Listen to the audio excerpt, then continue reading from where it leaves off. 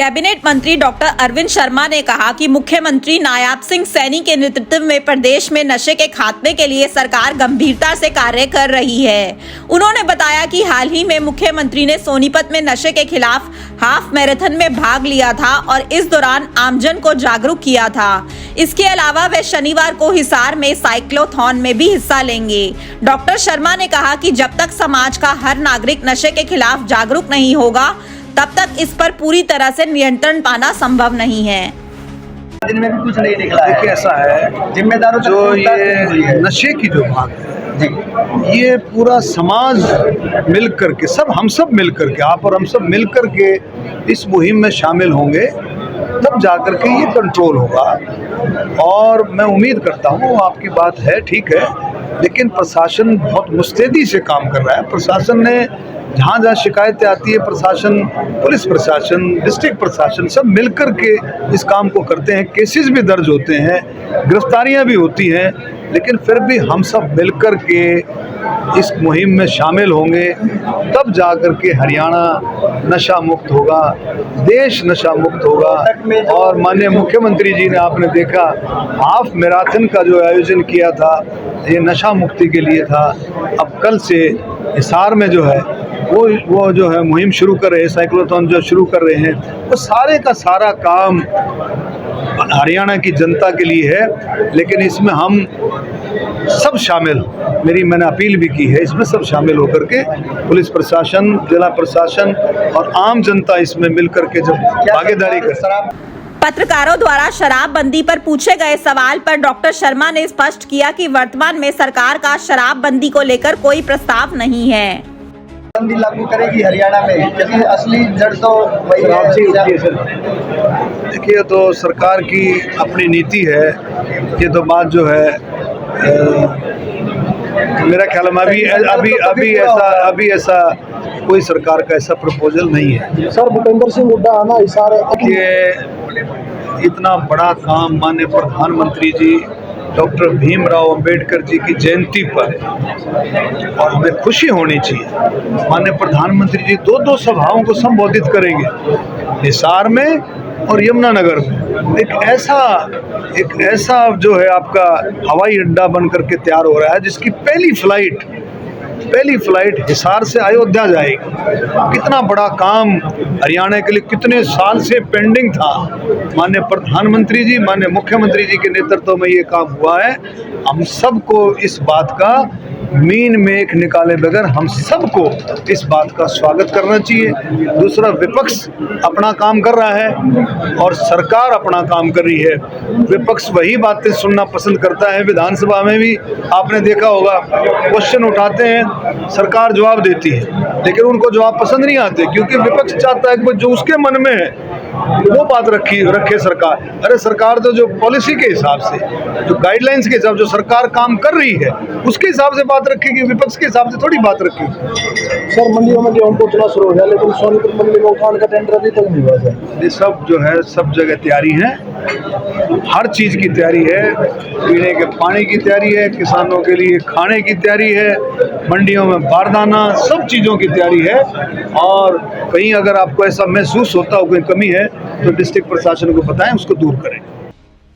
शुक्रवार को लघु सचिवालय में आयोजित एक बैठक में डॉक्टर अरविंद शर्मा ने सोनीपत जिले में चल रहे विकास कार्यों और सरकार की जन कल्याणकारी योजनाओं की समीक्षा की। बैठक में स्थानीय विधायक और अन्य नेतागण भी उपस्थित थे। उन्होंने कहा कि मुख्यमंत्री नायाब सिंह सैनी के नेतृत्व में तीसरी बार प्रदेश में भारतीय जनता पार्टी की सरकार बनी है और इस बार बजट सत्र में 2 लाख करोड़ से अधिक का बजट पारित किया गया है, जो प्रदेश के समग्र विकास के लिए समर्पित है।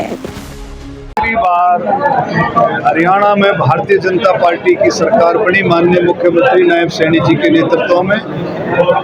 लोगों का बहुत विश्वास है, पूरे हरियाणा की जनता ने एक विश्वास के साथ, एक जोश के साथ तीसरी बार सरकार बनाई।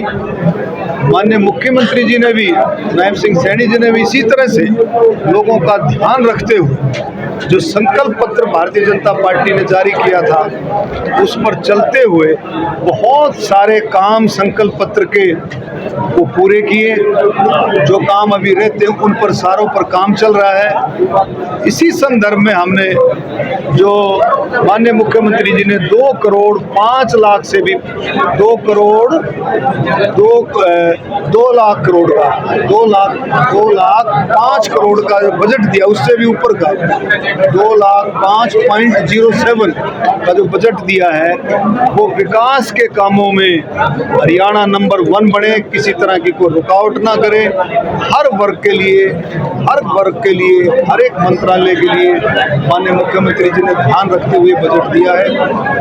इसी के संदर्भ में एक रिव्यू मीटिंग हमने रखी है कि जो जिले लेवल पर सोनीपत जिले में जो विकास के काम हैं, चाहे वो PWD डिपार्टमेंट के हैं, चाहे पब्लिक हेल्थ के हैं, चाहे वो हेल्थ के हैं, चाहे वो एजुकेशन के स्कूलों से रिलेटेड हैं, हर काम की हमने समीक्षा की लगभग, क्योंकि उन कामों में पंचायत के काम हैं, हर काम में हमने समीक्षा की है।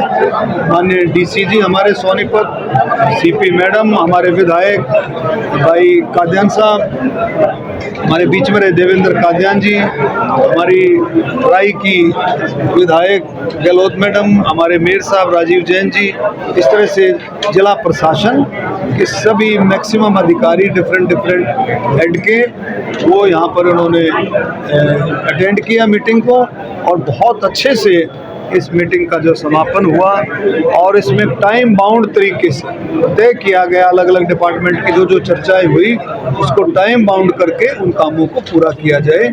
और मुझे पूरी उम्मीद है कि जिला प्रशासन बहुत अच्छे तरीके से काम कर रहा है और ज़्यादा माननीय मुख्यमंत्री जी के नेतृत्व में हर एक वर्ग के लिए, हर एक कैटेगरी के लिए जो काम करके उन कामों को, और जो काम कोई अधूरा काम है, कोई काम चल रहा है, उन कामों को टाइम बाउंड तरीके से उसको पूरा।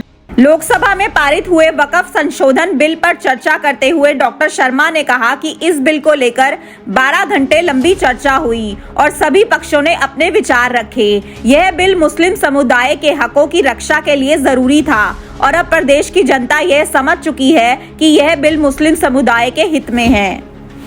आपको पता है ये पुराना बात जो है भारतीय जनता पार्टी ने, हमारी सरकार ने, माननीय प्रधानमंत्री जी के नेतृत्व में स्पीकर साहब ने इसको हाउस में लेकर के आए थे। पहले इस पर ऑब्जेक्शन हुआ, अपोजिशन विपक्ष ने इस पर ऑब्जेक्शन किया, माननीय स्पीकर साहब ने इस पर JPC जॉइंट पार्लियामेंट कमेटी का इसका गठन किया।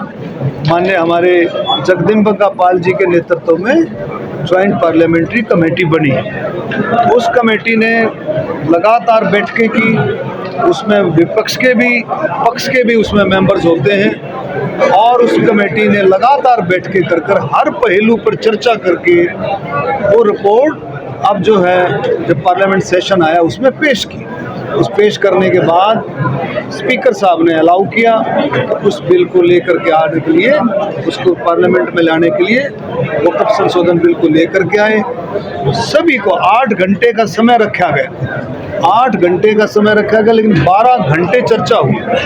12 घंटे की चर्चा के बाद ये वक्फ संशोधन बिल पास हुआ। हर एक ने, पक्ष और विपक्ष ने अपनी अपनी बातें रखी, अपने अपने ऑब्जेक्शंस रखे, अपनी अपनी बातें रखी, लेकिन बिल्कुल लोगों को इस बात का, आम जनता को, देश की आम जनता को इस बात को समझ में आ गया कि ये बिल हमारे मुसलमान भाई बहनों के हक में है, उनको कहीं भी उनको नुकसान नहीं करता। ये पूरे देश को ये बात समझ में आई और ये बिल पास हुआ। कल ये राज्यसभा में पास हुआ, परसों ये लोकसभा में पास हुआ था और ये राष्ट्रपति के पास जाकर के कानून का रूप ले लेगा और ये बहुत अच्छा बिल है। अब जो विपक्ष जो इसकी निंदा करता था इस कानून की, इससे पहले जो धार जो है उसकी मार्केट में उसकी निंदा करता था, उन्होंने विपक्ष में उसमें जाकर के, पार्लियामेंट में जाकर के कुछ बातें कुछ और कही, लेकिन ये बहुत अच्छा बिल है, बहुत अच्छा कानून है जो देश के हित में है। डॉक्टर शर्मा ने बैठक में उपस्थित अधिकारियों को निर्देश दिए कि वह विकास कार्यों की गति को तेज करे और सरकार की योजनाओं को पूरी तरह से लागू करे ताकि सोनीपत जिले का विकास सुसंगत और निरंतर जारी रहे। अपने शहर की हर ताजा खबर के लिए हमारे चैनल SNA न्यूज को सब्सक्राइब करें, लाइक करें, कमेंट करें व शेयर करें। बेल आइकन दबाना ना भूलें। हमारे अन्य सोशल मीडिया प्लेटफॉर्म्स पर भी हमें फॉलो करें।